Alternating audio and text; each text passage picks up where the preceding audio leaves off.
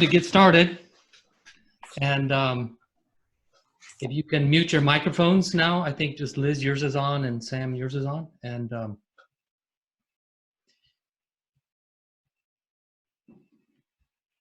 think we're ready.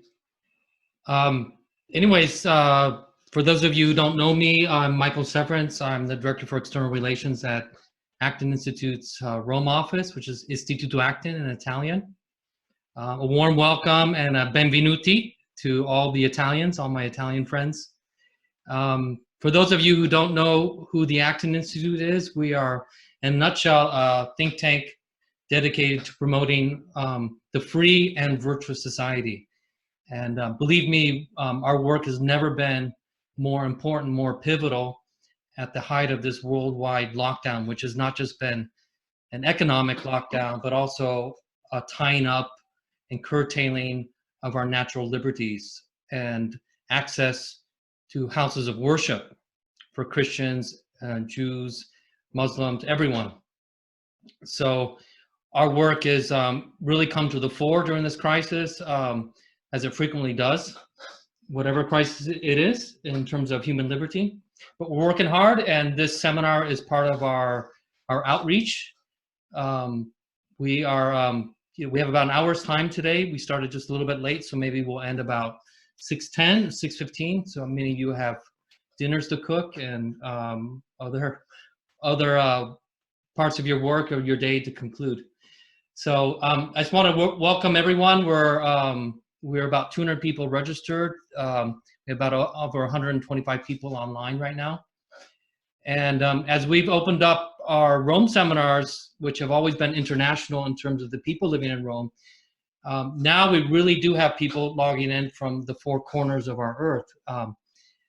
Just to name a few countries, we have people from Brazil and South America, Nova Scotia and Canada.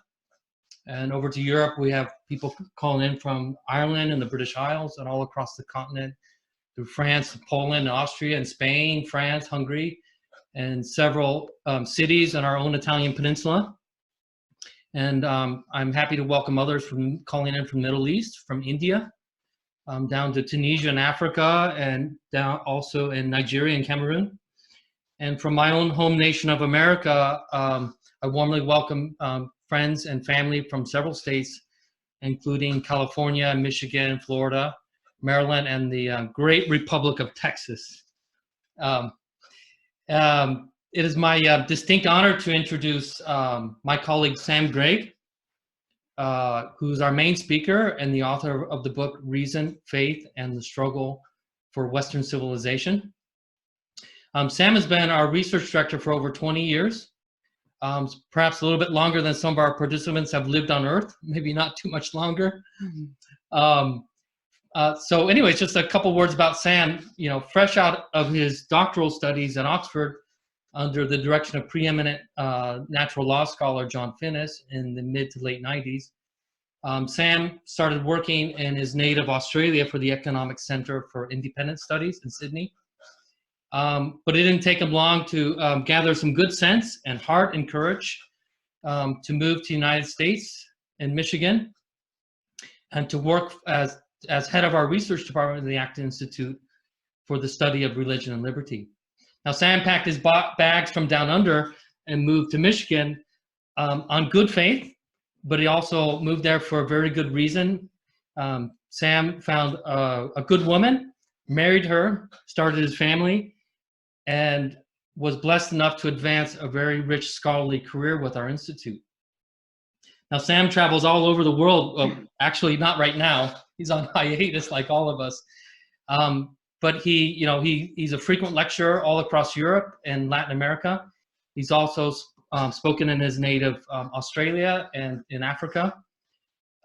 So Sam is really, so to speak, a wandering minstrel of academia. He doesn't belong to a particular university, and that's one of the great privileges of working for a think tank, and he can enjoy his independence and lecture in many venues across the world. Sam, when he's not lecturing, he's publishing books. He's published, in fact, 12 books over the course of his career. His latest being discussed today, Reason, Faith, and the Struggle for Western Civilization. He's written 12 books in total, and I'll just name a few titles. His very first publication based on his doctoral thesis in political economy is called Economic Thinking for the Theological Minded. And then in 2003, he published Unordered Liberty, and his prize-winning The Commercial Society, which, by the way, if you still want to buy it on Amazon, is buy it for a very cheap commercial price of €88.01. Or you can buy the ebook for €58.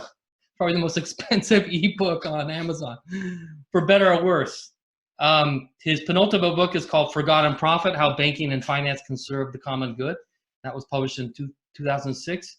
And we've just finished the Italian translation of that, and that will be published with Cantagalli later this summer. Sam finds time to serve on leadership teams. He's a fellow of the Royal Historical Society and a member of the Mont Pelerin Society and Royal Economic Society. He's also the current president of the Philadelphia Society in America. So when he's not lecturing, authoring, and leading, he finds a little time to squeeze in publications of articles, well over 100 per year, for other media outlets, major ones such as the Wall Street Journal, the Washington Times, National Review, Catholic World Report, Foreign Affairs, and the Jerusalem Post. He has an excellent radio voice. He makes frequent appearances on FM and AM radio, also the Vatican radio, whatever airways they travel upon. And he makes occasional appearances on television. Sam is, above all, and most importantly, a virtuous person. In fact, I must say I've known him for professionally for 13 years, although we first became acquainted when we were both students in Oxford. But I must say, Sam is by far one of the truly balanced persons in terms of the virtues of faith, reason, and all the virtues of the heart. There could be no person of higher integrity to write the book that we're discussing today, and at the very height of our struggle for Western civilization, namely our true human freedoms that cannot survive and cannot flourish when they are not grounded in sound reason and deep theological faith. So just a few words also about our two commentators. We'll offer about 10 minutes of discussion following Sam. We have my dear friend and associate professor at the Pontifical Gregorian University, Professor Ambrogio Bongiovanni, who lived and worked as a lay missionary in India for over 10 years. And he's one of the rarities of academia. He has advanced postgraduate degrees in chemical engineering and also interreligious studies. He currently teaches missiology and faith and culture, religious fundamentalism at the Gregorian University here in Rome, and he also teaches courses at the Urbaniani University and the Pontifical Institute for Southern Italy and Naples. And then we have Sam's friend and colleague, Rabbi Professor Jeffrey Wolf. He's a professor at the Department of Talmud Studies at the Bar Ilan University in Israel. He specializes in history of Halakha and medieval and Renaissance Jewish history, particularly Maimonides, which he'll mention today. And he's was trained by Professor Rabbi Joseph Soledovicik. I'm not sure if I pronounced that correctly. And he looks into his research in terms of the interaction between Judaism, Islam, and Christianity, the three Abrahamic religions. Anyways, before I conclude and pass over the microphone to Sam, I just want to say a brief word about the book in discussion today, Reason, Faith, and the Struggle for Western Civilization. And before I forget, if you haven't got a copy of it, it's available on Amazon. If you want the ebook, you probably have to go to your local Amazon website, whether it's .it for Italy or .fr for France or PL for Poland. But the ebook you can only purchase within your country's Amazon site. Anyways, one of the subtle observations I made when I hear people pronounce or praise the title of Sam's book, they frequently switch the first two words. They either say reason, faith, and the struggle for Western civilization, or they say faith, reason, and the struggle for Western civilization. I've even made that mistake myself. Maybe it's part of my slight dyslexia, but it's really sort of a Freudian slip on part of the intellectual. as they perceive the struggle for Western civilization more in terms of faith or more in terms of reason. So they make slips in pronouncing correctly or mispronouncing correctly the title, as they see the problem in terms of their prejudice or their observations in terms of a crisis of faith or a crisis of reason. Well, for Sam, our author today, it's not either or, it's both and. And the consequences above all, what Sam calls are called pathologies, either of reason or pathologies of reason. They're both lacking in terms of their seriousness and proper application in today's Western culture. And on another note, when I read the book, I found it an absolute page turner. I know that's sort of a cliche, what we say about books, especially those we want to sell, but it really is true in my personal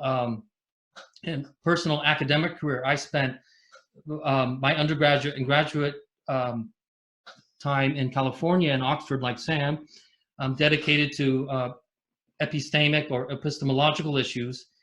And one of my great interests is what Friedrich von Hayek called the fatal conceit, what it's called the knowledge problem in general by philosophy. And this is mainly that we can become too concerned about reason. And if we tend to daydream, if we were to have some type of perfect information, we could manage economies and all of society if we just had all the information gathered for us and we could insert into the equations of our command and control economies. Well, as we know, that's a false illusion. And I was also fascinated in my studies about the epistemological foundations for liberty and for faith. So I must say I devoured Sam's book like a long-awaited feast. And without further ado, I'll let you dine on Sam's great intellectual endeavor. And if you can turn on your microphone now, Sam, and a warm welcome above all. Well, thank you, Michael. It's great to see you, as we often see each other. And I'd like to thank all the participants who have joined today from all around the world. I just looked at the participant list and I recognize names from Africa, from Argentina, from the United States, from the Middle East, from Israel. It's really good to see all these people gathering together to talk about this book, Faith, Reason, and the Struggle for Western Civilization. I should mention that, yes, that's right, Michael. I should mention that just this week it was published in Spain. So less than 10 months after it appeared in English, it's come out in Spanish. And I know that some of my Spanish friends have already contacted me asking me more about this. If they want to contact me individually, I can tell them more about how that's working out. But I thought I'd spend my short time with you today, about 15 minutes before my two interlocutors have their particular say about some of the things we're going to be talking about today. But I thought I'd basically focus on what I think are the four fundamental themes underlying the book. Now, obviously, of course, the title itself, Faith and Reason, tells you a lot about what the subject matter is. And one of the things I argue in the book is that these are the two things, the working out of the relationship between reason and faith, is fundamental to understanding what Western civilization is, how it emerged, its distinctive characteristics, but also some of the reasons why we have experienced what I call in the book pathologies of faith and reason.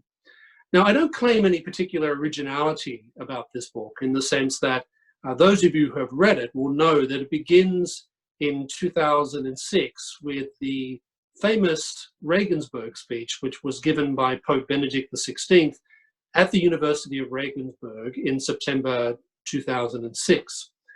And of course, many people remember that speech because it sparked outrage in parts of the world, not just in certain parts of the Muslim world, but also among a good number of Western commentators who said that, well, basically the Pope shouldn't be talking about these types of issues. Well, what's interesting about that speech when you read it very clearly is that, yes, it does say some things about particular developments in particular parts of the Islamic world, but actually the speech was really about us. It was much less about Islam and much more about the West. It was much more about how it is that the West and Western culture and this broad thing I call Western civilization has ended up in the state that we find it today. And by Western civilization, of course, I don't just mean, obviously, Western Europe and North America. That's generally typically how we often associate the idea of Western civilization. Western civilization is above all a set of ideas. And you find it in countries that are very far removed from that geographical area that I just mentioned. Would anyone question, for example, that Israel is essentially a Western country? Would anyone question that Chile is a Western country? Would anyone question that Australia, my native home, is fundamentally a Western country? So Western civilization, I say, is about certain ideas.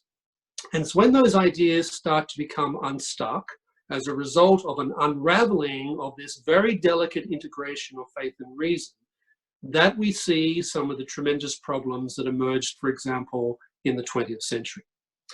But basically, I think there are 4 themes that I try to address in the book, and I'll go through these as quickly as possible so that I'm within my time. The first thing I say is something I just mentioned, that reason and faith and the particular integration that was achieved of reason and faith over the centuries in the West gives Western civilization 4 distinctive characteristics. These are, first of all, creation, by which I mean the idea that the world and humanity just doesn't emerge spontaneously, that there is a creator who's active in the world, who brings life and human life into being, and who obviously imprints, as the Hebrew scriptures tell us, his image upon us. That's a fundamental theme of Western civilization. A second is something I talk a great deal about in the book, which is the theme of liberty or freedom. A third is the idea of justice and the particular conception of justice that has developed in much of the West over the past 2,000 years. And the fourth is the idea of faith. And by faith, I don't mean a type of irrational longing for the creator.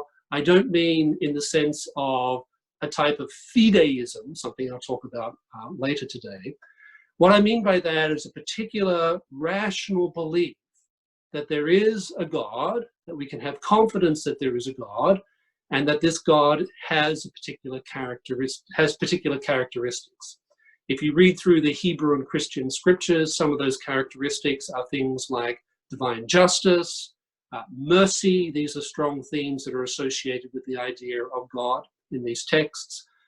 But I focus particularly in the book upon the idea of God as Logos. Those of you who are familiar with the Gospel of John will know that it begins with the words, "In the beginning was the Word." And the Greek word for capital W word is Logos. So the author of the Gospel of John is making a point there about the nature of the God first revealed to the Jewish people, and then, as Christians believed, fully manifest in the person of Jesus Christ, that this God who first reveals himself to the Hebrew people, is not like the pagan gods. He's not Zeus, he's not Venus, he's not an arbitrary, capricious deity who messes around with people's lives. He's a God of justice, he's a God of love, but he's also the embodiment of divine reason. And that was particularly important for Greek and Roman audiences who were paying attention to these words. It also was very important for those large numbers of Hellenized Jews who were very present in the Roman Empire, particularly outside the ancient land of Judea. So these are the 4 civilizational themes that I think are very distinctive of the West. And I don't claim any credit for identifying them. They're very much identified by a speech that was given by my DPhil supervisor, John Finnis, that he gave in 2013, I believe, at the Catholic University of Argentina. It's very much worth reading that because I think this is where he spells out how these themes are particularly distinctive to the West. Now, I'm not saying that these ideas, and I make this clear in the book, I'm not saying that these ideas are not found in any other civilization, because that obviously would not be true. There are tremendous scientific developments, for example, in the Islamic world. If you go and you look at China, you can find different manifestations of a certain conception of reason that has a lot to do and much in common with the Western conception of natural law. But I do argue that the particular synthesis that occurred in the West and the development of these civilizational theses took on a particular form that was very, very important and very, very distinctive in this civilization I'm calling the West. So that's the first thing. The second thing I say is that the crucial insights that were developed into these fundamental themes that I think characterize the West, we're often used to thinking about these as predominantly Greek ideas. Now, there's no doubt that people like Plato, Socrates, and Aristotle played a major role in the development of some of these ideas.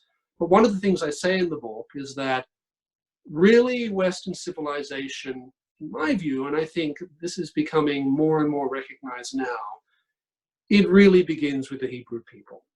It really begins with, if you look at those four themes, creation, freedom, faith, and justice, the first fully manifest notions that we associate with these ideas today are very much found in the Hebrew scriptures, particularly in the Hebrew prophets. And you find these ideas expressed 500, 600 years before people like Socrates, Plato, and Aristotle articulated some of the similar ideas, albeit I would argue in a relatively inferior way. So that's the second thing, which I think is something that we need to be reminded of today, is just how biblical many of these ideas are, and particularly how much they owe to the Jewish people and to the Hebrew scriptures. The third theme that pervades the book is something which Michael alluded to, which is this idea of pathologies, pathologies of faith and pathologies of reason.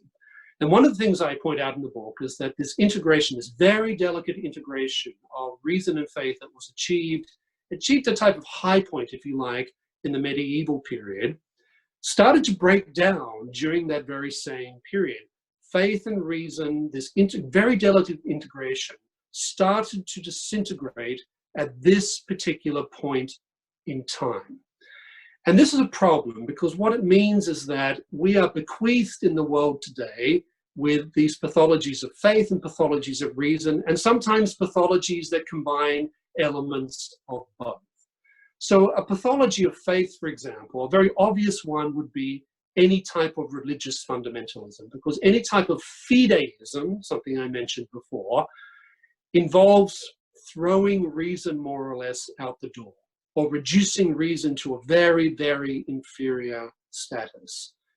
This is a problem you find manifest in different points of history with certain forms of Christianity. We've seen it become very manifest over the past 100 years, certain expressions of Islam. But it's a pathology which reflects the fact that when faith becomes separated from reason, faith heads very quickly in a type of fideistic direction. So that's an example of a pathology of faith. Pathology of reason would be something that I think we're seeing very much today, which is the problem of scientism. Scientism is the idea that the only real form of reason is empirical reason, by which I mean the natural sciences and the social sciences and the empirical method of discovery. Now, the empirical method is extremely important for understanding the natural world. It's extremely important when it comes to disciplines that the Acton Institute spends a great deal of time on, which of course is economics. It's very, very important for understanding certain truths. But if you take the empirical method and you absolutize it, you end up with scientism, and people saying that the only real form of reason and the only way of accessing knowledge is through the natural and social sciences. Now, the natural and social sciences are wonderful things. They give us insights into the world that we would not otherwise arrive at. But they also can't provide us with an ultimate reason for pursuing the notion of truth.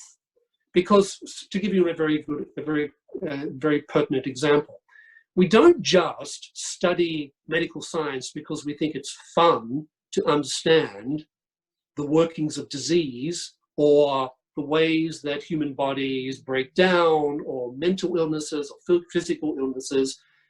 We do these things because we think life itself is valuable and worth preserving and saving.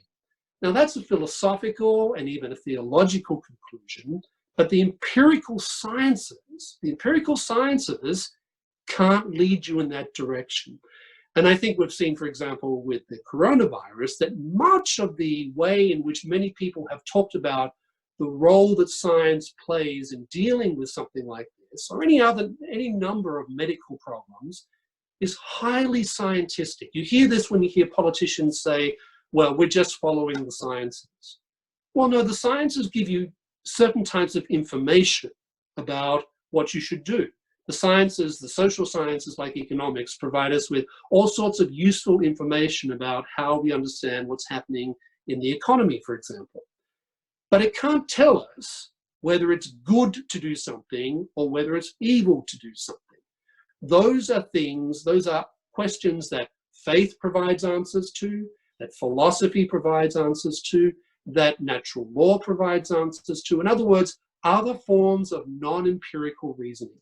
So when I think faith and reason are separated, one pathology you end up with is this pathology of scientism. There are other pathologies I identify in the book. I describe authoritarian relativism as a pathology, fideism as a pathology. Ideologies like Marxism are very much a pathology of faith and of reason. When you look at Marxism, for example, it comes across in many respects as a type of religious faith. It has its prophets, people like Marx and Engels. They even have the beards to go along with it. It has sacred books like Das Kapital and the writings of Marx and Engels and Lenin. It has a type of church-like structure, the Communist Party. It has its own hierarchy. It has its own orthodoxies. It has its own heterodoxies. So it has all the appearances of a secular religion. So that's a pathology of faith, but it's also a pathology of reason because it embraces a type of scientism of its own, this highly empiricist, highly economistic way of trying to understand the world. So Marxism is a very good example of something that's a pathology of faith and a pathology of reason. Speaking of reason, let me come to my fourth and final point, my theme, which I think is something that permeates the book and which I've received a lot of questions about. And that is that I think that if we're going to recover Western civilization, we need to have, and this particularly applies to religious believers, we need to have a serious reassessment of the Enlightenment. By that I mean, most religious believers, in my experience, have grave reservations about the various enlightenments. If you're a Christian, for example, one of the things that many people associate the Enlightenment with, of course, is the French Revolution. And for many Christians, particularly Roman Catholics, the French Revolution is associated with the destruction of the church, persecution of clergy, the wars that involved a highly anti-Christian dimension, the de-Christianization of society, the throwing out of the old calendar and replacing it with a revolutionary calendar, etc., etc. Now, there's no question that a good number of Enlightenment thinkers were clearly hostile to revealed religion. You just have to read the writings of someone like Voltaire. You have to just read what he says about Christianity. Just read what Voltaire says about Judaism. It's highly anti-revealed religion. And there's a strain of Enlightenment thought that goes along those lines. But one of the things I say in the book is that if you look at the history of the Enlightenment, you discover it's a much more complicated phenomenon. You discover, for example, that there were Jewish thinkers who were engaging with Enlightenment thought. There were obviously Protestant thinkers who were engaging with Enlightenment thought, and there were even many Catholic thinkers who engaged in Enlightenment thought. And they did so from the standpoint of what they considered to be religious orthodoxy. They didn't see themselves as embracing heretical ideas. They saw the new natural sciences, the empirical sciences, as something that was valuable, that could provide insights into the world, and something that was very important for extending humanity's control and understanding of the world.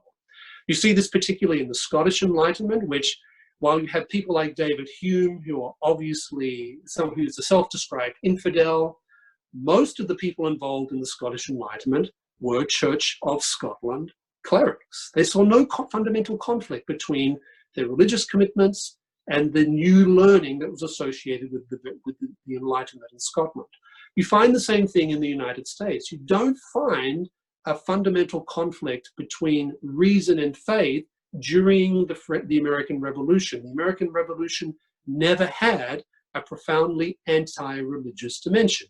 Yes, there were people who were involved in the American Revolution and the American Enlightenment who were clearly deist. Someone like Thomas Jefferson is a good example. But even when you look at the people who signed the Declaration of Independence or who were involved in the drafting of the Constitution, overwhelmingly, these were religious believers. So in other words, there's no necessary conflict between Orthodox religion and certain streams of Enlightenment thought. The great example I like to use is someone like Isaac Newton. He's really seen as the epitome in many respects of the whole Enlightenment movement. Yet most people don't realize that Isaac Newton was a believer, very much a Christian believer. He had some strange views about the Trinity, but he was very much a defender of revealed religion. He was tremendously respected the wisdom of the Hebrew prophets. He says this very clearly. He talks very much about this idea of God as logos, as something that's extremely important for understanding why it is that you find in the West the uncovering of this type of knowledge. And Newton, in many respects, I think, is a figure that we can look to when we're trying to understand how we can get back to a better relationship between the world of faith and the world of reason. And this is very important when it comes to, for example, something the Acton Institute is very concerned about, which of course is economics. Economics is very much seen today as a subject, an area that has been produced by the Enlightenment. And there's a lot of truth to that. The Wealth of Nations is clearly the most important book that was written in the 18th century. But it's important to remember that behind that book there lies a great deal of knowledge that had been accumulated over the centuries, obviously by the Greeks, by Jewish thinkers, by Catholic thinkers, by Protestant thinkers. And what Adam Smith does very much is synthesize in a new way much of that accumulated knowledge. So if there's something that I would ask you to take away from this book, it's that getting back to the West having a more accurate understanding of itself and where it's going and where it's come from involves believers, but also non-believers, rethinking this relationship between reason and faith. That involves more thinking about the nature of God and the nature of revelation. It involves much more critical thinking and careful thinking about what the Enlightenment was and what it wasn't. But above all, I think it involves, and I think I say this towards the end of the book, it involves recognizing that at some level, God must be logos. Because if he's not, if God is not logos, then I think the way in which we have understood reason, the role that reason plays both in religion, but also in the natural and social sciences, takes on a very, very different type of flavor, which I would argue is antithetical to those four themes I mentioned: creation, justice, liberty, and faith. I'll stop there because I know we have limited time today, but thank you for your attention, and I look forward to hearing some of your questions, as well as the commentary of my interlocutors. Excellent. Thank you very much, Sam. Now we'll move to the commentary section, and I'll call on first Professor Ambrogio Bongiovanni, Associate Professor at the Pontifical Gregorian University. Ambrogio, you have to turn on your microphone. And so, hello everyone. Thank you very much, Michael, for inviting me this presentation. I'm very glad to be with you all and to reflect on this important book. Though at the beginning, when you have invited me, I had a little fear when I read the title to be trapped into a sort of idea of a clash of civilization, to be frank.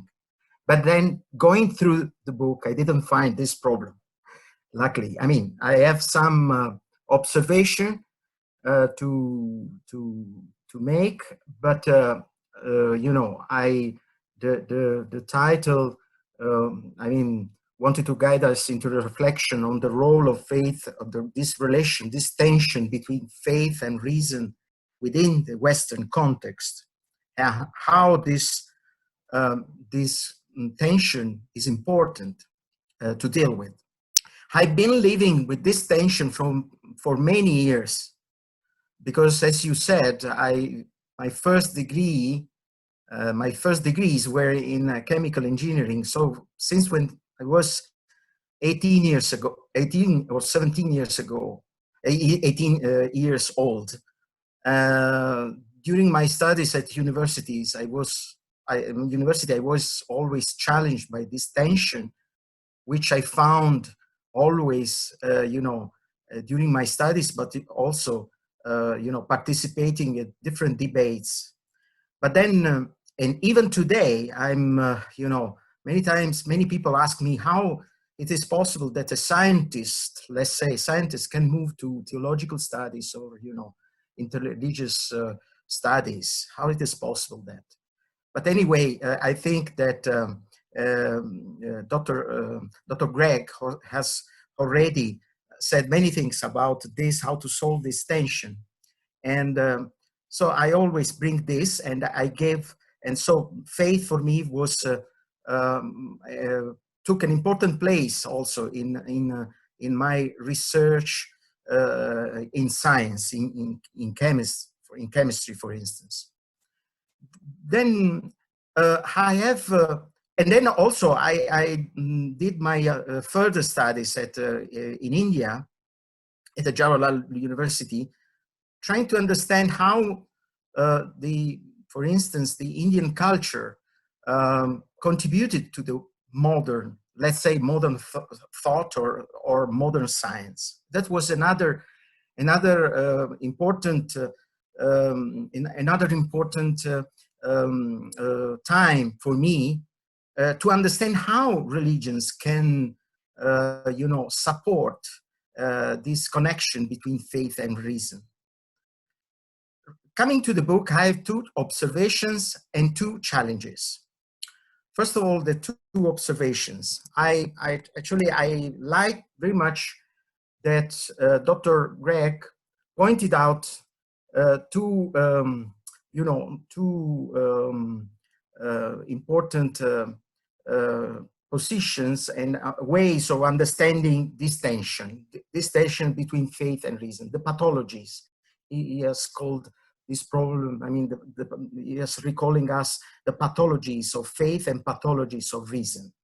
So he's not, you know, just giving the preference to faith or reason, but trying to solve this tension. So I like the way he's approaching the problem, faith, pathologies.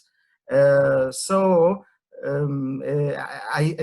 like also what he said at page 25. The problem is that if we reduce reason to the scientific method and limit knowledge to the measurable, science ceases to be guided by what is morally reasonable. And I think this is a very important point. Now, I don't want to go to the you know, the kind of pathologies of faith and pathologies of reason, because already there is a lack of time now, but already Dr. Gregg explained what he wanted to say. And I also can agree about those pathologies. And the other observation is regarding the logos. I appreciate the fact that he highlighted the question that we Christians refer to a God of love and divine reason, and this is the incarnate logos.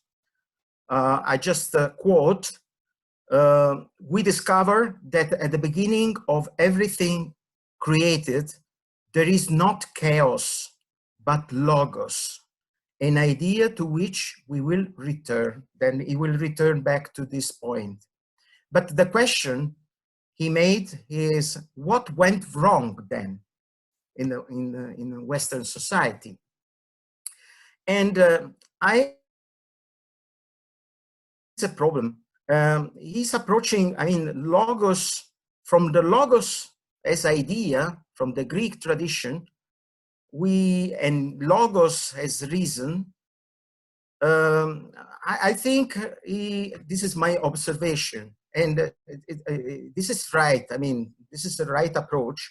But what I feel it is missed is the real novelty of Christianity, namely the logos as a person, which means, you know, a relational logos.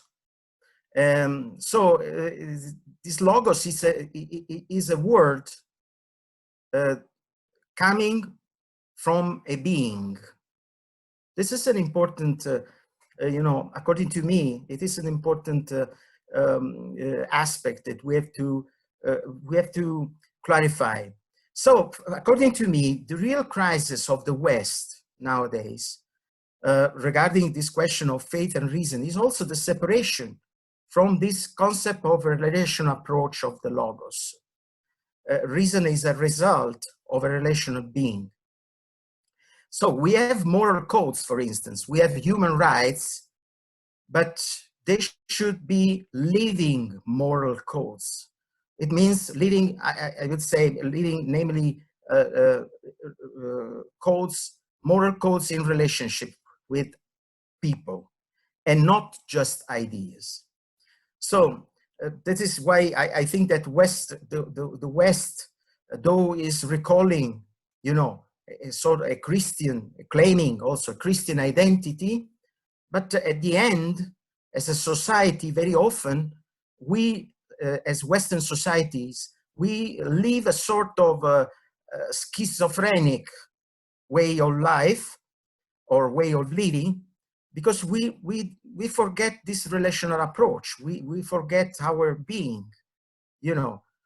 So only stressing the point to reason can bring us to a sort of dialectic approach.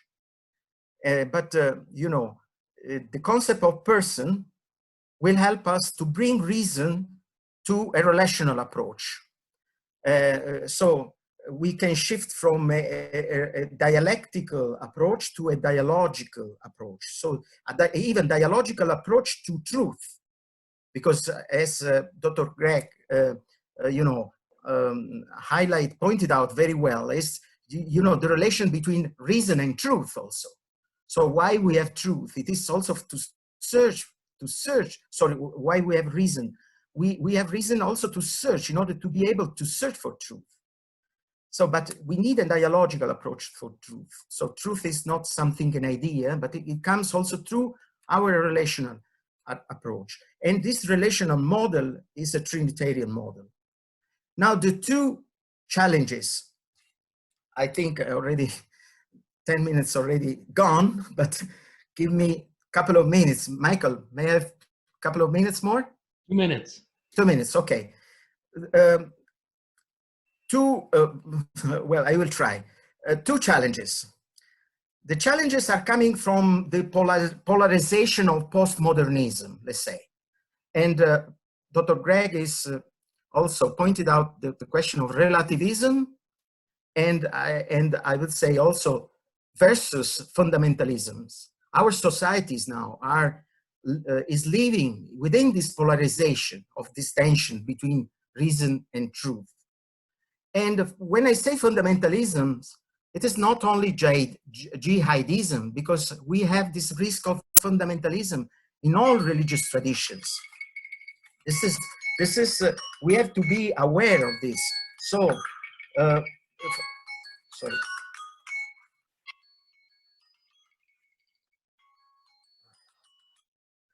Sorry. So we have to be aware of this. The risk of fundamentalism is a risk for all religious traditions. And so the problem here is how to leave the fundamentals of our faith without being fundamentalist. And in this tension, in this polarization, we have the possibility of dialogue, which is a different approach to plurality of visions, even within this context, within this tension between faith and reason. So dialogue is, according to me, the key word that can support, can help us in, overcoming this. The last challenge is the fact that I just recalled Fides et Ratio, the encyclical letter of John Paul II, number 74 and number 4, for instance. We have to be, the challenge to me is also to be aware, and then there is a sort of warning of John Paul II saying we have to deal sort of philosophical pride, which seeks to present its own partial and imperfect view as the complete reading of all reality. This is Fides et Ratio number 4. So I think this is a very important warning in this, and also challenge which is coming from this tension. And the other challenge is that thinking about the role of Christianity in Western civilization, we have not to forget how we can learn from let's say, the Asian Christianity and the Asian contribution to this development. So these are the two challenges. This is, coming from number 74 also of Fides et Ratio. It is just a contribution, and I hope that will contribute to the reflection of this, this presentation of this book. Thank you very much for giving me this opportunity to share with you all. Thank you. Thank you, Ambrogio. From a person who comes from many walks of life and many areas of study, and having living in India amongst other religions, we definitely see in our search for the truth of reason that we can't do it on our own. And I think, that's one of the main takeaways of being more dialogical. And that is we're a community of believers, we're also a community of knowers and searchers. From this, we'll take it from Rome over to Jerusalem. Rabbi Wolf, may you come on now? I'm on. Okay. First of all, thank you very much for the two presentations. I think I could sit here all night, but that's what happens when you're in lockdown. I would like to first of all, I thank you very much for inviting me. It's a thrill to participate and to be in this forum. I want to thank especially Michael for making the arrangements, but also Sam for being so kind as to invite me to participate. Maimonides, Rabbi Moses Agiptikus, for those who are Aquinas fans, Maimonides on a number of occasions talks about the nature of friendship. And he talks about the true friends are those who are chaverim l'deya. They are friends of the mind. They are friends on the same wavelength. And that's how I feel very much about Sam. The last time we got together in Jerusalem at a cafe was Friday afternoon. It was the eve of the Sabbath, and we lost all track of time, which got me in something of a Dutch with my family, because you have to make all the preparations before sunset. But it says everything about Sam, and also about the way he thinks and his incredible ideas. In fact, one of the things about the book which so very rare that you find a book of such trenchantcy and such learning and such careful thought with such passion. How the two go together is absolutely amazing. You see that he wrote this book, as we say in Hebrew, b'dam libo, his heart's blood rather, and it's very much a compliment to him to be able to have put the two together. On the question at bar, the question of faith and reason has occupied Jewish thinkers as much as anyone else. I'm going to be totally personal right now.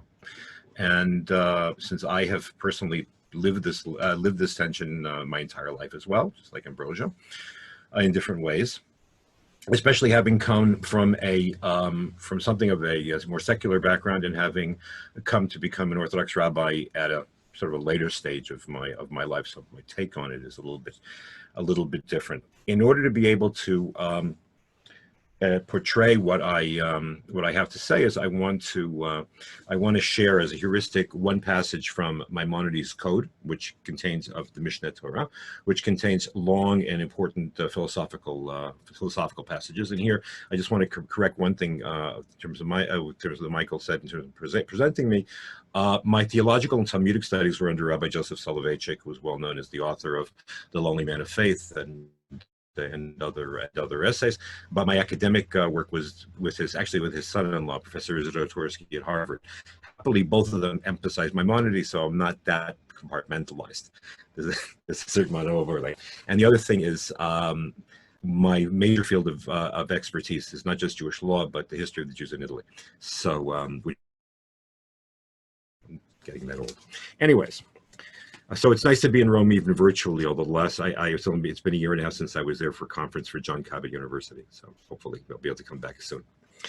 The passage that I want to mention is, well, you know what, instead of reading it, in the second chapter of the Fundamentals of the Torah, Maimonides describes the way that a person relates to the world. He says, the path to love of God and awe of God is a dual one. First, you look at the world and you were overcome with a just overwhelming desire to know God, to know the being who created this incredible world in all of its exquisite intricacy, and that causes one to go further and to study and to use one's intellect to be able to come close to God, first through physics and then through math. Now, quite quickly, it does not stop at the material world. Rather, the material world is a portal to the world beyond. It's the reality beyond, and one leads ineluctably to the other. Then Maimonides says, but at some stage, sooner or later, the person who's seeking will stop in his tracks and realize this is too much for him. He realizes the limits of his intellect. He realizes the limits of his knowledge. He realizes the limits of its reason, and he goes running back, totally abashed at even the presumptuousness of having started the quest. But a person cannot be a person. A person cannot be he can't live as an automaton. He can't live as a robot. He can't just take orders, and therefore he goes forward. He goes forward, and then he goes back. And one entire life, rather than being a synthesis, which is I think what Ambrosio was hinting at, Maimonides, and this is what I identify with personally, Maimonides sees life as a dialectic, in which you live simultaneously with awe and limitations, and you live with the maximizing of your logic and of your mind, because that's what makes you human. In this sense, Maimonides departs from the Greeks, if that's the right way of reading the Maimonides passage, and denies the existence of end logic. Things are not either A or not A, but rather a multi-valued logic wherein contradictions can in fact coexist, and where they come together is beyond human.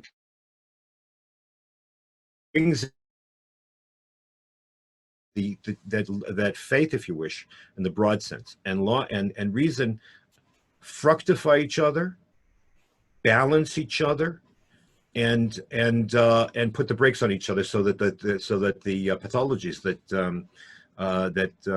Sam spoke about so beautifully and so cogently don't happen. What happens if you don't? What happens if you are only a person of rational achievement? Then you end up becoming a person of self-worship. You end up worshiping yourself. There are no limits, and as a result, you worship yourself. And there's nothing more than that's ultimately paganism. Indeed, there is a wonderful book that I bought for all of my children called Mythology by Edith Hamilton, the lady Hamilton, and the I just found my old copy. It doesn't have a cover anymore. She, at the beginning of the book, has a line that is absolutely incredible. She writes that the Greeks made the gods in their own image. And she didn't just mean intellectually. Aesthetically. She meant intellectually. So ultimately, if we only go with reason, then we end up becoming pagans because we worship ourselves. However, if we only go with fear, if we only go with with blind faith in which God-given reason is not brought into the picture, what ends up happening is we become less than human, because we become robotic and we end up doing things that our reason would tell us are absolutely wrong, and in the name of the faith that we claim to uphold. So that this dynamic actually, I think, it actually confirms or this analysis of Maimonides' passage, I think, confirms the kind of extremes that Sam spoke of, and in fact highlights and bears forth the absolute necessity of reason as a counterpoint, as another side of revelation, if you will, of the relationship to God, where our souls and our reason coalesce in the one God who created them.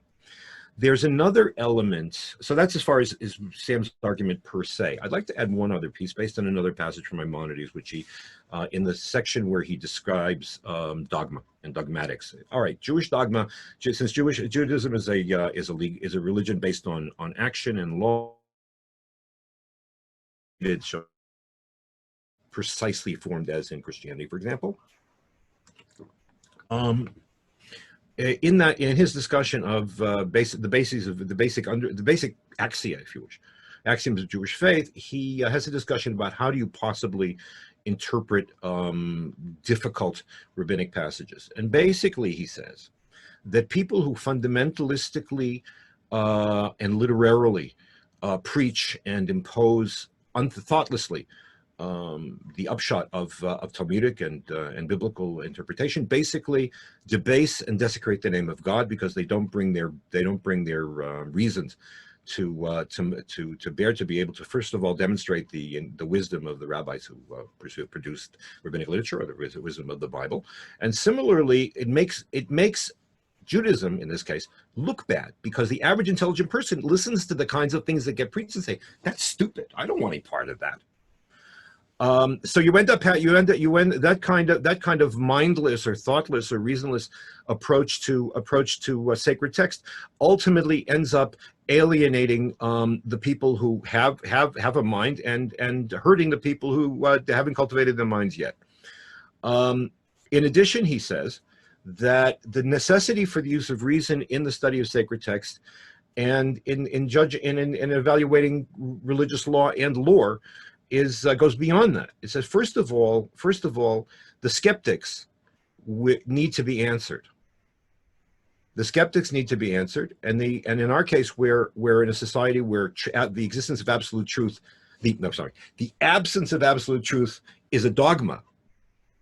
What ends up happening then is that we lose the fight, because we don't use our reason and we don't use our knowledge of sacred lore and theology to be able to bring the argument back and to show no, that the reason demonstrates that there is absolute truth, and there is an absolute truth giver, and there's a being that embodies absolute truth.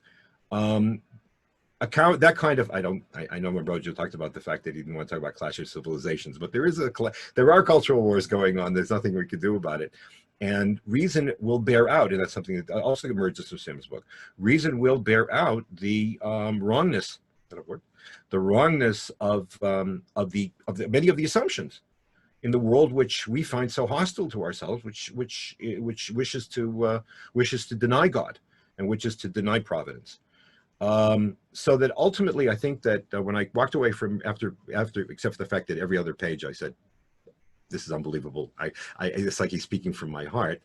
I think the major takeaways are the fact that that the merging of reason and faith fructifies both, and that based on this passage in Maimonides, which I walk around with all the time, science, if anything, should teach us humility, and to teach us our limits, and perhaps arrogance is indeed the sin of our generation, simply because there's too much emphasis on what we think we can do and not enough to realize our own limits.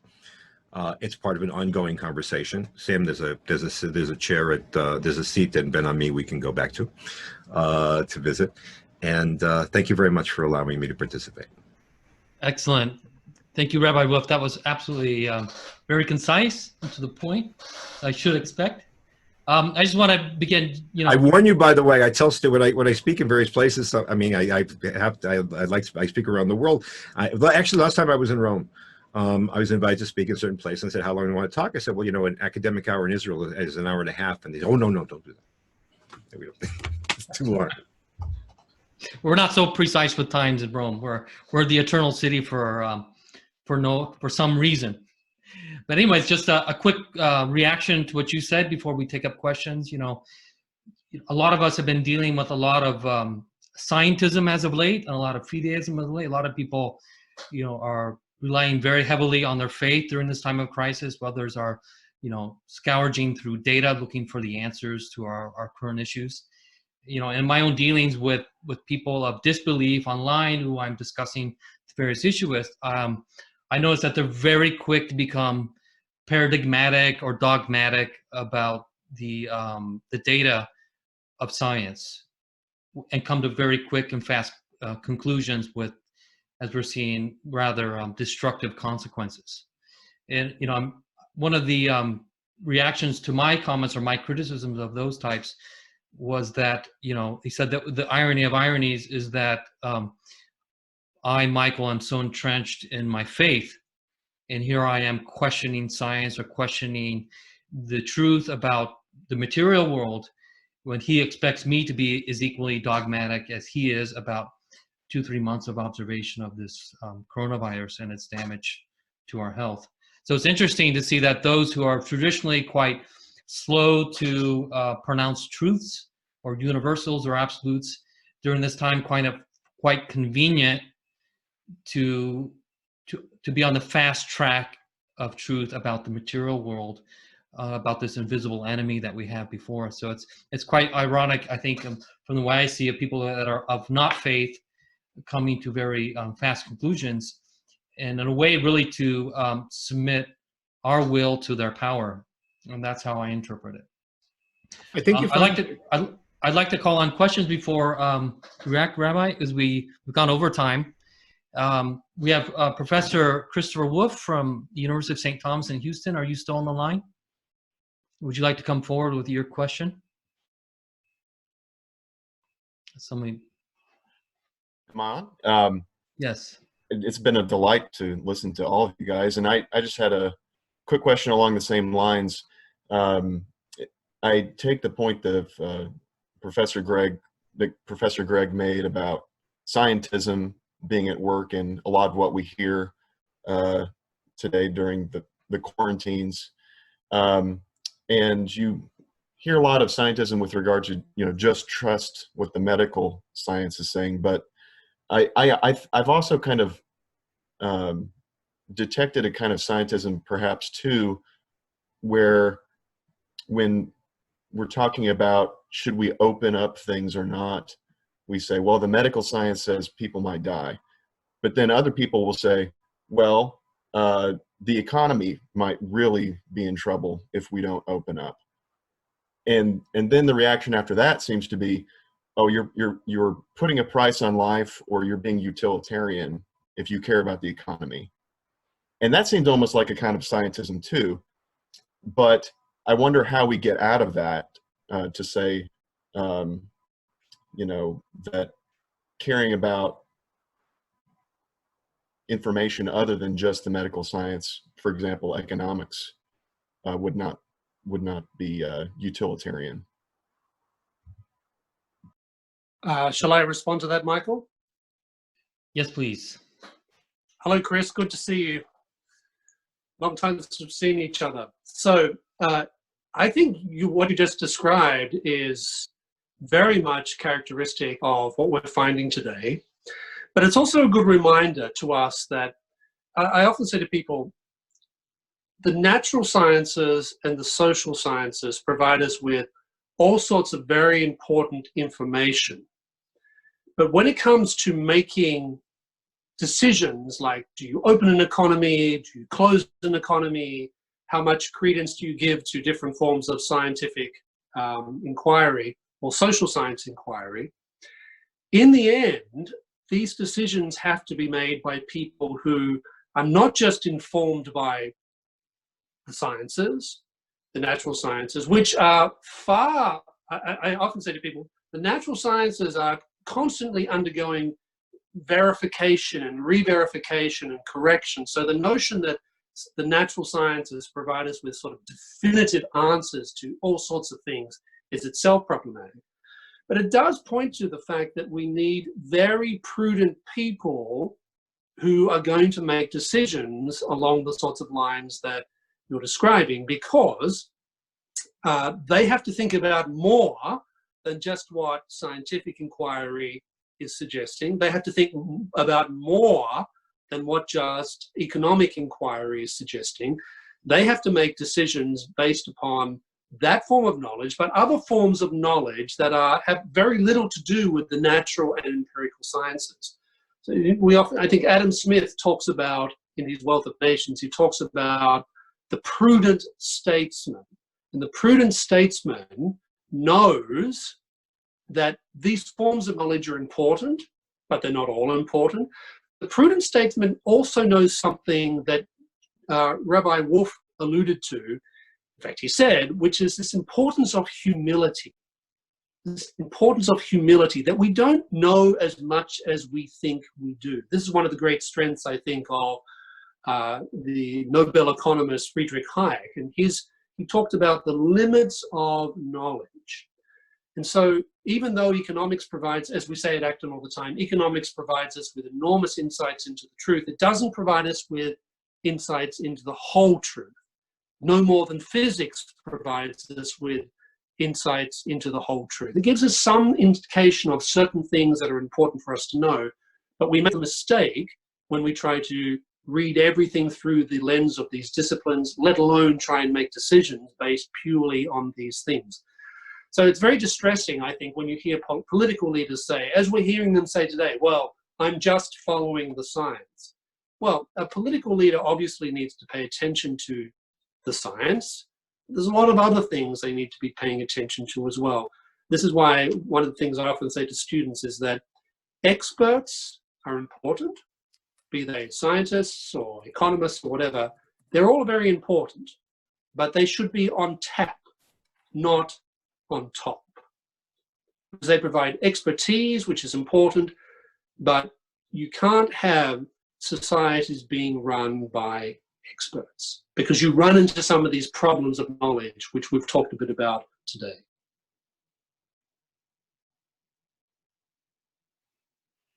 Okay, do Rabbi Wolf or Ambrogio, do you want to react to that at all? Yeah, I just wanted to say that there is also another reason that we are, living today. There is another aspect we are living today. For instance, in the public debate now, what I feel is that, the media are hiding somehow the debate within the scientific arena. For instance, there is a lack of information regarding the statistics. The way that we are interpreting the data, many times we don't have any speaker who is a statistician, for instance, interpreting the data, or a physicist.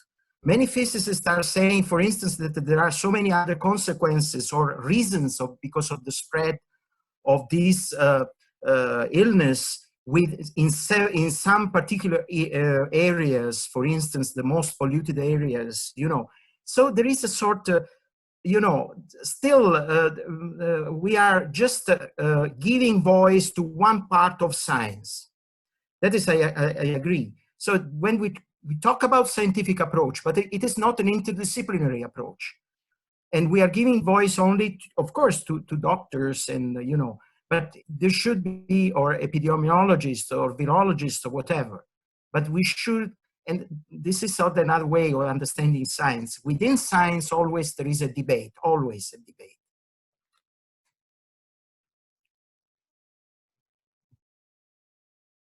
I think that I think that's very true, and I think that there are different factors that are coming together. For example, I keep getting all kinds of underground videos by various epidemiologists and doctors, and it's this and it's that. That it's clear that there may be a consensus at the moment of how things should work or how this virus came about. But as the truth of the matter is, the Director General of the Health Ministry here recently said, we're winging it because we really don't know how this is going to play out, and we don't have all of the rules, and we have to go with uncertainty, and that is something that nobody likes.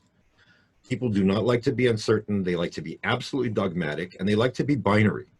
It's either this or it's that. So you find that this kind of accusation, this kind of statement is made about the people who, the politicians in every country who say we should be locked down more, or those who should be locked down less.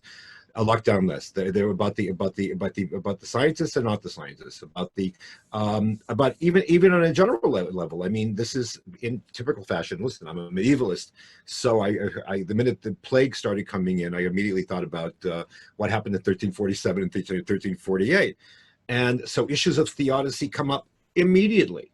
And it's not just in Europe among Christians. Here in Israel, everybody has a reason why this happened, which is tremendously pretentious, but all right. Who knows there's a wonderful Talmudic expression of why would I know the mind of God? Although Hawkins thought that he did, right? Didn't Stephen Hawking think that he knew the mind of God? So the point is that a situation of uncertainty like this, and the fact that we've been raised or sort of pushed to believe the experts, to believe the scientists, even when there were tremendous disagreements and lack of knowledge and lack of information about the very issue that we're facing, I think plays to mankind's deepest fears and need for thoughtlessness, which is the exact opposite of what Sam is advocating in the book. Okay, we're kind of running low on time. We've got a little bit of, some people are starting to log off. So, I mean, the hunger pains are evident. Sometimes feelings are stronger than reason. Okay, maybe we take one more question. There was Brother Niels from the Legionary Seminary here in Rome. Are you still on? Would you like to come on? Yeah, I am. Can you hear me? Yes. So first of all, thank you very much for the talk so far. It has been really great. I have one question to Mr. Gregg. He spoke about the need for believers to deepen their understanding of the Enlightenment and its contributions. And I was just interested in which ways do Catholics have to see this movement and its consequences in a new light? And are there still aspects that you would consider to be unrecognized? Because for me, it would seem that Pope John Paul II and Benedict XVI have already taken from the Enlightenment what could be taken from it. So, Dr. Gregg, do you think that there are still aspects of our understanding of the Enlightenment that are still unrecognized and go beyond the scope of what these two popes already spoke about and have written about? Thank you for the question. That's a good question. As I mentioned in my remarks, the whole subject of the Enlightenment that I discuss in the book raises all sorts of questions among religious believers for the obvious reasons that I mentioned. One of the things, as you said, about Pope John Paul II as well as Benedict XVI is that even though they were often portrayed as these sort of hardline reactionary types, if you read their works, they're engaged in Enlightenment thought everywhere. So, for example, as you know, John Paul II was someone who thought very seriously about the contributions of Immanuel Kant to ethics and philosophy. In the case of Joseph Ratzinger, later Benedict XVI, when you read his writings, and by that I mean the writings he wrote primarily before he became Pope, his private writings as an academic, what's fascinating is that many of them do not begin with the sacred scriptures or even church fathers. Many of them begin with very direct reflection upon the Enlightenment and the different Enlightenments. And one of the things, of course, he highlights is the big difference between the American experience of the Enlightenment, or let's call it the Anglo-Saxon experience of Enlightenment, and the French experience of Enlightenment. He talks about that all the time. And in fact, some of his writings, he says that there are things that what he calls his broad Anglo-American Enlightenment has taught the world and which we would not want to do without. But if there was one thing, I think, where more work needs to be done in this particular area, and I don't think it's particularly difficult, because I think that there are plenty of individual scholars who have thought about this and have written about this in the past, is frankly economics. I think this is a major area where, as I said, the Enlightenment scholars like Smith didn't say anything particularly new about economics. What they did was systematize it and create it as a very distinct social science. And I think the reaction of many religious believers is to say, well, economics is just applied utilitarianism. Utilitarianism we know is deeply problematic, so we should not be paying too much attention to this. That if you buy into the economic model too much, you essentially buy into a type of utilitarianism. Now, I think you find in both John Paul II and Benedict XVI some acknowledgement of the way in which the Enlightenment makes some distinct contributions to economic science. But I think there's a lot more work that needs to be done in this particular area. And as I'm sure you probably know, there are individual scholars who are working upon this. I've done some work in this area. Some of the other people I work with, Acton, have been working in this particular area, looking at themes like what does providence mean in the writings of Adam Smith, looking at themes about, well, where is Smith drawing some of his particular ideas, and how much does this owe to the natural law tradition, and how much does this owe to more modern forms of philosophy. So these are, I think economics is a particular area where I think more work needs to be done. And remember, as I'm sure you know, certainly in the Catholic world, there has been enormous appreciation, I think, of the advances of the natural sciences. And as you know, there were plenty of Catholic clergy who made major contributions to the natural sciences in the 19th and 20th century. People like Gregg Mendel, for example, who's really the person who discovered the whole way in which chromosomes work, who was a Benedictine abbot or monk. But I do think that this area of economics is an area where many religious believers are very, very wary, because they think it means buying into utilitarian philosophy. Now, is there a utilitarian dimension to economics? Absolutely. But if you go back and you read scholars ranging from Augustine to Aquinas, you do find that they do talk about utility and its importance when people are making decisions. That doesn't make you a consequentialist.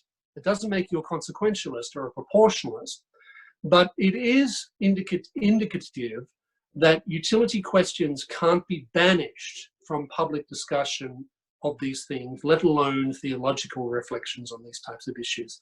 So this is an area where I think John Paul II and Benedict XVI said some things that were important, but I do think there is much more that needs to be said in this particular area. Okay, we actually have 2 more questions, but I need to ask the speakers if they have time. Is it okay? I do. Okay. So first we'll take a question from Father Francesco Giordano from Human Life International. And then we'll take the last question from Maria Claudia Ferragni from Milan. She's a banker in Milan. But keep your questions short. And so we'll conclude in about 5 to 10 minutes. Thank you.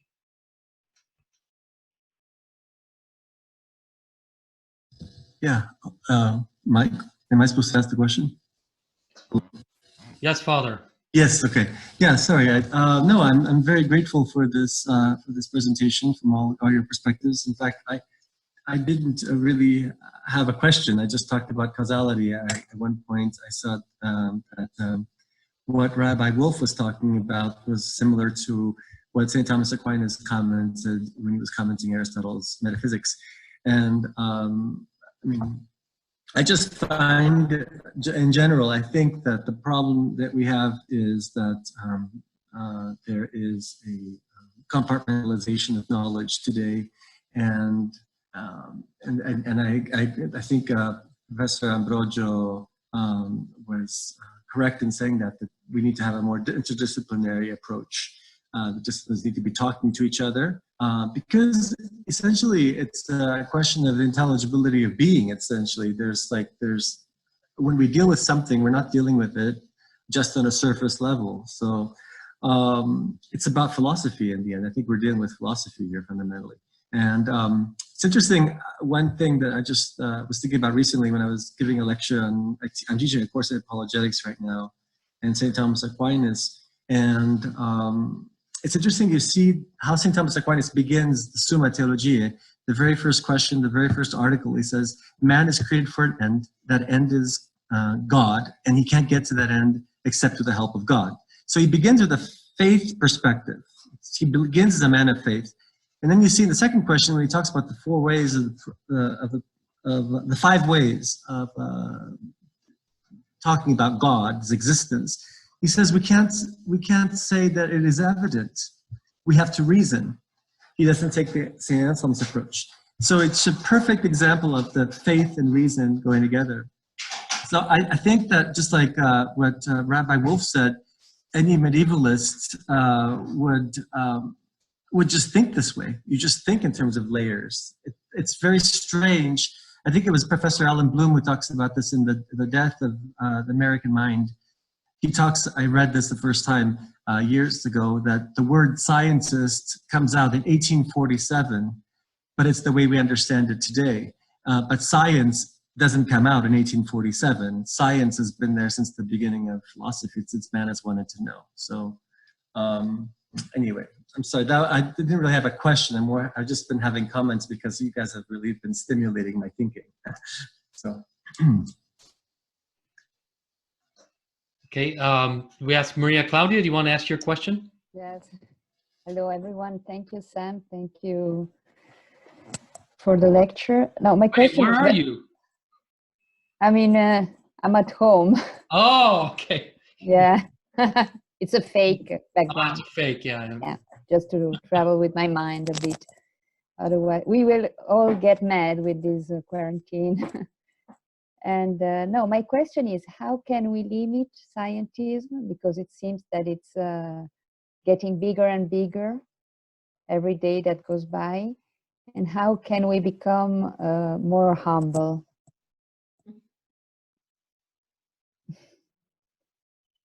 Well, thank you. The second question is much harder than the first, but Yeah. in terms of dealing with the problem of scientism, I'm sure my interlocutors have thoughts about this as well.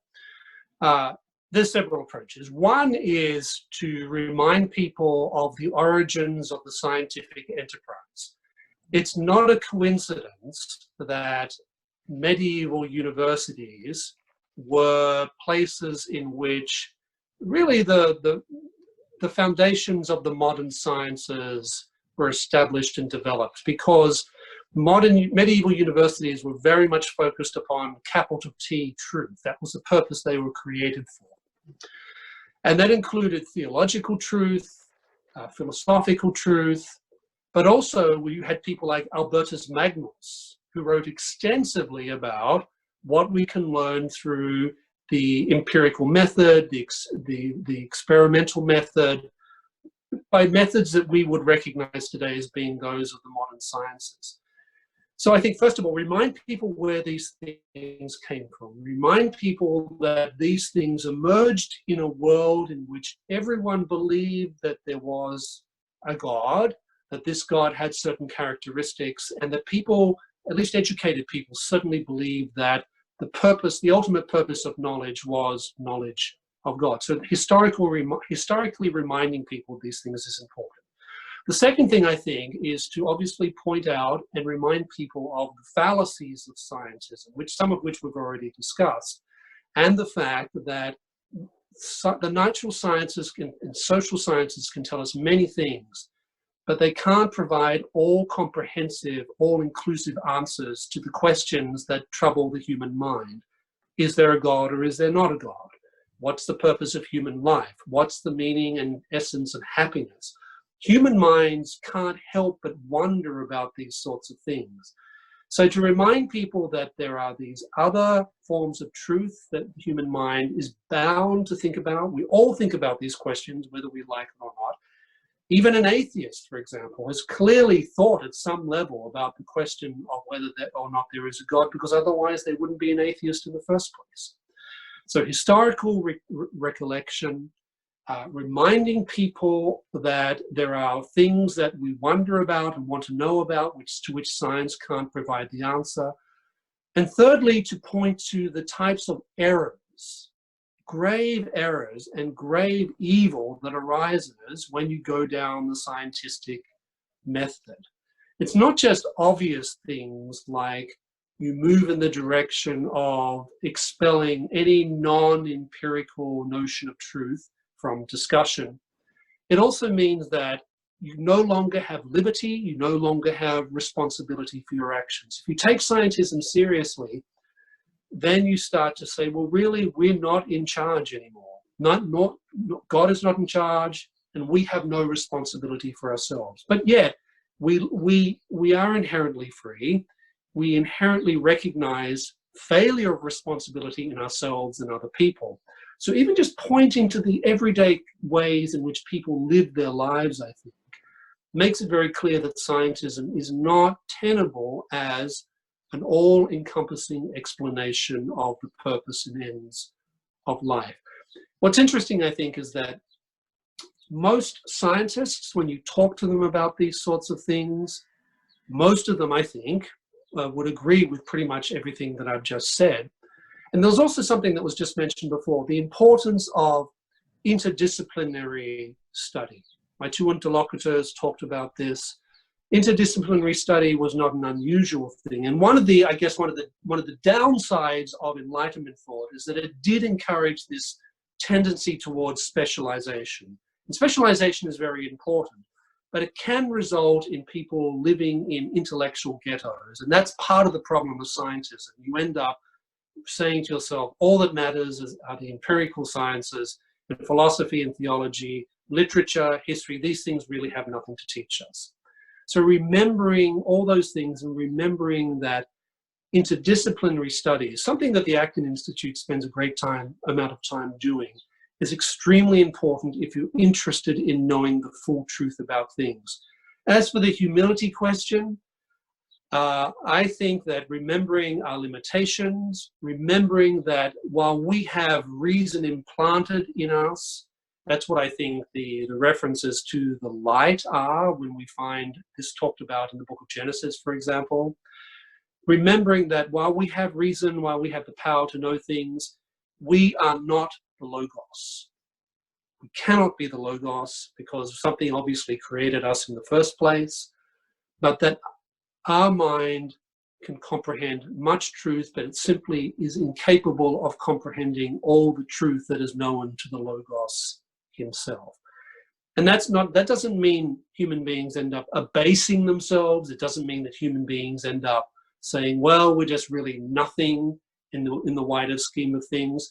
But it does remind us that our reason comes from someone whose mind knows everything.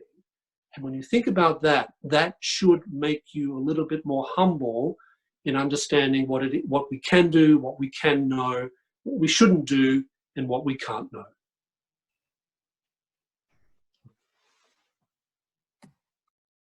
Oops. Ambrojo, you wanted to react? Yeah, I just would like to react and just would like to add something to what Dr. Gregg already said. Now, the question of science, I think that there is no room for pride in science, in the sense that now, for instance, above all now in physics, we are, when we study cosmology, then we are approaching, different, and even when we study the quantistic mechanics, we have to, you know, search for models of interpretation of reality. And so we are building up mathematical models or physical models.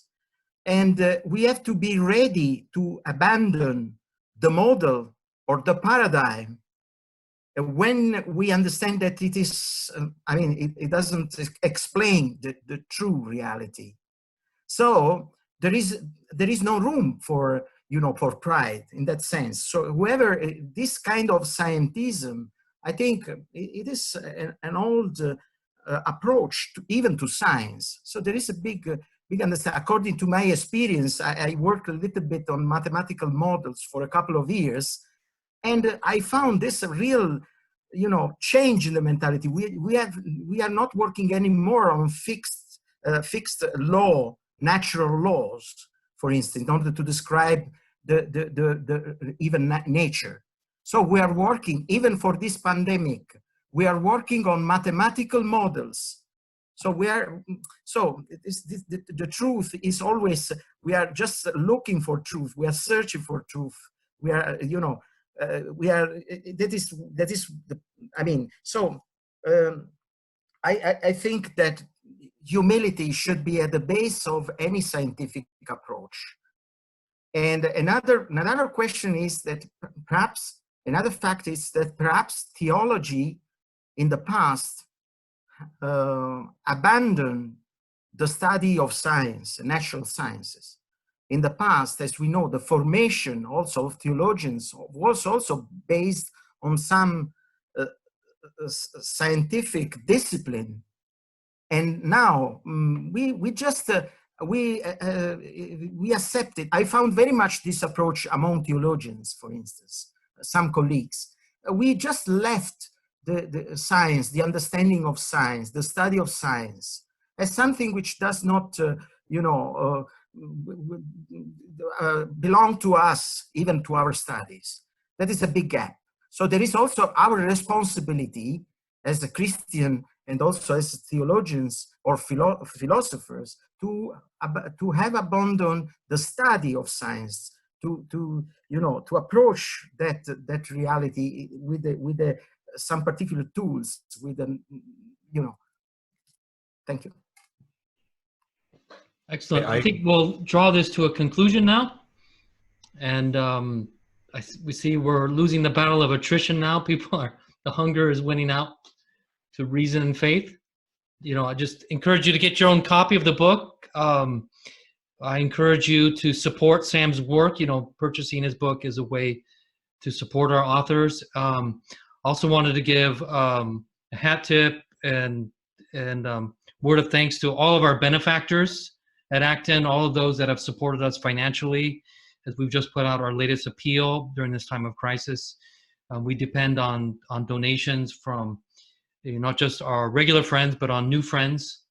So if you received a question of your contribution to our mission, our educational services, I encourage you to think about it, even in small amounts. We do need help. We are humble enough to say that we can't continue our work without you, without our financial supporters. And you know, and just one last word. You know, before I pursued my own studies in philosophy, I studied what was called pre-medicine in America. I studied biological sciences, and I had a moment of conversion during my third year of studies in sciences and philosophy, really through my course in aesthetics. And the beauty that I saw of nature under the microscope was the exact same beauty that I was studying in Heidegger at the time. And I really saw no contradiction, really a reaffirmation between reason and faith and science all under one roof. There's no inherent contradiction between the three areas of studies. And like our friend Ambrosio has reiterated numerous times, that we must become more interdisciplinary, really like Ambrosio himself. You know, he's taught at all the universities, all levels. I failed to mention that he's also taught at the Pontifical Institute for Arabic Studies, Pizai in Rome. You know, we can't all be Renaissance men in all areas of knowledge, but we are encouraged that it's one corpus, and it's one common search for the truth.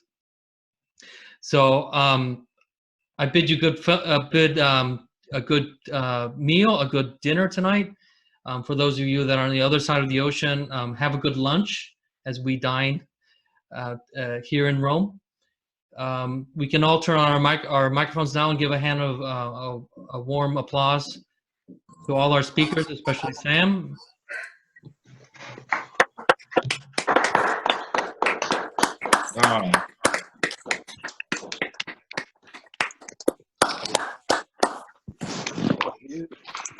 Thank you. Again, thank you, all of you that have stayed on the extra half an hour, actually extra 44 minutes. It's 6:45 here in Rome. But the discussion was so good, I didn't wield my power to end the meeting early. So anyways, I thank you again. Thank you for your loyalty. Thank you for your closeness to us. And above all, thank you for your prayers. You know, one of the great benefits of working for Acton is working amongst religious leaders. And it's very comforting to know that we're all praying for each other. We're all staying in union through our faith. Good night, everybody.